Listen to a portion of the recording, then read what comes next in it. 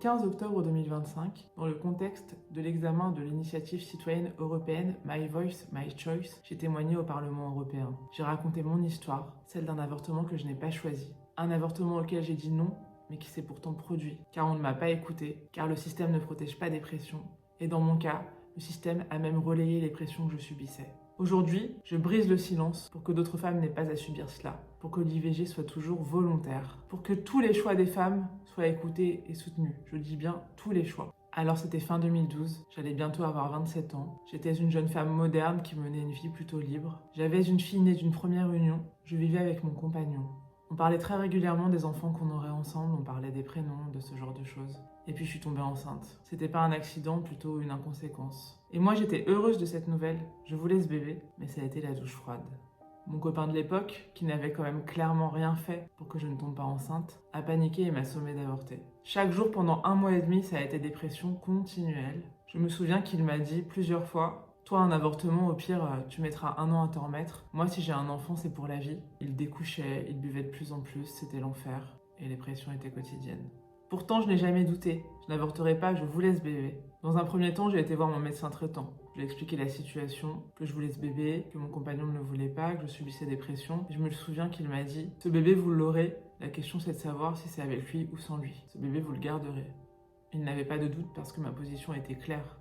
Et donc avec mon copain de l'époque, on s'est engagé dans un parcours de médiation. On a été voir des soignants pour nous aider à dialoguer. Devant le premier médecin qu'on a vu dans ce cadre, j'ai réaffirmé clairement: je ne veux pas avorter. Et lui m'a demandé: vous êtes croyante? Alors non, je n'étais pas croyante. J'étais seulement une femme qui voulait garder son bébé. Cette question m'a paru hallucinante. On n'a pas besoin d'avoir une confession particulière ou de croire en Dieu pour désirer garder son bébé. Ensuite, on a été orienté vers une psychologue du planning familial, encore une fois pour nous aider à dialoguer, mais je n'y ai pas du tout trouvé le tiers neutre et bienveillant que je recherchais. Devant cette femme, devant cette psychologue du planning familial, quand je disais je veux garder mon bébé, elle me répondait froidement: vous ne pouvez pas parler de bébé, ce n'est qu'un tas de cellules. Et elle me disait: bon, on prend les rendez-vous suivants, les rendez-vous qui devaient mener à l'avortement. Moi je disais non. Elle me disait: on prend ces rendez-vous au cas où. Et bien sûr, mon copain s'assurait que je ne manque aucun des rendez-vous. En somme, au planning familial, jamais cette femme qui était tout de même censée défendre le droit des femmes n'a écouté ma voix, n'a entendu ma position, ne m'a parlé des alternatives à l'avortement. Elle ne m'a jamais dit que je n'avais pas à subir ces pressions, que c'était mon choix. Jamais. Elle a pris la position de mon compagnon tout au long du processus. Jamais non plus elle ne s'est souciée des conséquences que cet avortement pourrait avoir sur moi. Lors du dernier rendez-vous avant l'intervention, j'ai vu une gynécologue qui m'a expliqué qu'il fallait prendre un comprimé la veille de l'intervention à 20h pour faciliter l'aspiration du bébé. Et je me souviens lui avoir demandé: si je prends ce comprimé, est-ce que je peux encore revenir en arrière? Et elle m'a tout bonnement envoyé promener. Elle m'a dit: qu'est-ce que ça change aujourd'hui ou dans 5 jours? Et elle n'a pas compris ma question. On est à présent la veille de l'intervention. C'était l'anniversaire de ma fille. Je me souviens que c'était un mardi. Au dîner, on a fêté son anniversaire. J'ai essayé de faire bonne figure, même si l'ambiance était lourde. Je l'ai couché comme tous les soirs. Il était 20h, il fallait prendre ce comprimé. J'ai laissé l'heure tourner, je ne voulais pas le prendre. Finalement, arrivé à 22h, j'avais déjà 2 heures de retard sur la prise. Je me suis réfugiée dans la salle de bain. J'étais prostrée par terre à pleurer. Et mon copain est venu avec un verre d'eau et le cachet. Il me l'a porté vigoureusement à la bouche et j'ai fini par céder. Après 1 mois et demi de lutte, je cède à bout de force. Je prends ce comprimé. Je sais qu'une fois que j'ai pris ce comprimé, c'est trop tard, que le lendemain, il faudra se rendre à la clinique et aller au bout du processus. Puisque je me dis c'est trop tard, de toute façon, ce comprimé est destiné à favoriser l'ouverture du col et après cela, mon bébé va partir.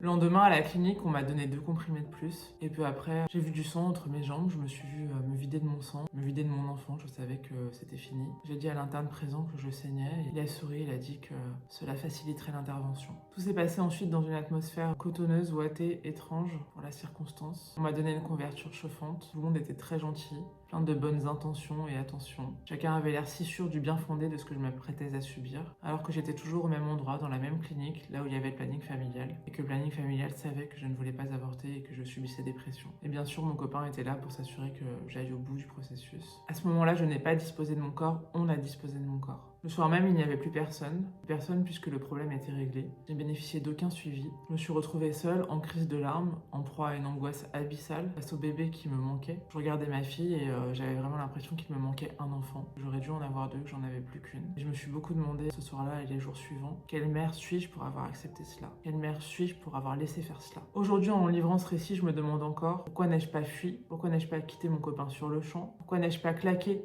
la porte du planning familial? Pourquoi ai-je continué à me rendre à ces rendez-vous avec docilité? Le fait est que je disais que je ne voulais pas avorter, mais je n'arrivais pas à clore la discussion parce que l'avortement semblait d'une telle banalité pour tout le monde. Je veux dire, pour mon copain, pour le planning familial, pour la société entière, en fait, ils voyaient pas le problème. Enfin, c'était un moyen de contraception comme un autre, juste un problème à régler, et à régler simplement. Je pensais vraiment que j'allais réussir à tenir ainsi jusqu'à l'expiration du délai légal de l'avortement, mais je n'ai pas réussi. Donc bien sûr, même si j'ai subi des pressions, même si je n'ai pas été soutenue par le planning familial qui n'a fait que relayer ces pressions, je sais que c'est évidemment aussi de ma faute, que je n'ai pas été assez forte, que je n'ai pas suffisamment réussi à m'affirmer. J'en reviens à la psychologue du planning familial. Plus de 10 ans après, je ne comprends pas pourquoi cette femme ne m'a pas écoutée, pourquoi elle n'a fait que relayer les pressions que je subissais de mon compagnon, elle qui était quand même censée défendre le droit des femmes, je le redis. Le planning familial se présente comme défendant le droit des femmes à disposer de leur corps, mais le droit des femmes à disposer de leur corps, c'est aussi le droit des femmes de garder leur bébé, de choisir, de faire un vrai choix, pas un choix sous la contrainte, pas un choix en raison de pression psychologique, pression familiale, pression financière, sociale. Jamais au planning familial on ne m'a parlé des alternatives à l'avortement, des associations qui aident les femmes dans ma situation, jamais. On m'a traité uniquement comme si ma grossesse était un problème à éliminer. Le slogan du planning familial est IVG, mon corps, mon choix. Je le redis, l'avortement n'était pas mon choix. Et le planning familial le savait. Quelques semaines plus tard, j'ai fui, mais trop tard, j'ai déménagé à 400 km avec ma fille sous le bras, car je ne pouvais plus être avec un homme qui m'avait fait subir cela. C'était pour moi clairement un désaveu par rapport à notre amour, par rapport à notre relation. Mais même si ma grossesse n'était plus, le problème était loin d'être réglé, et j'ai sombré dans la dépression. Et c'est le début d'une longue traversée du désert. Car comment vivre après cela ? Je n'ai pas vécu, j'ai survécu. Je me suis centrée sur ma fille, sur ma vie professionnelle, mais ma vie intime et personnelle était à l'arrêt. Je dormais avec le body que j'avais acheté au bébé pendant la grossesse. J'étais dans une forme de déni. Je n'arrivais pas à regarder la réalité en face, la réalité de ce que j'avais fait. Je n'arrivais pas à accepter que mon enfant ne soit plus là.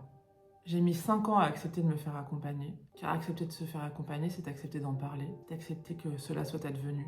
C'est aussi accepter sa culpabilité. Aujourd'hui, je suis mariée, j'ai d'autres enfants, c'est une vraie consolation. Mais on n'oublie pas, on apprend seulement à vivre avec. Et essayer de se battre pour que d'autres femmes ne subissent pas la même chose, n'aient pas à vivre cette souffrance.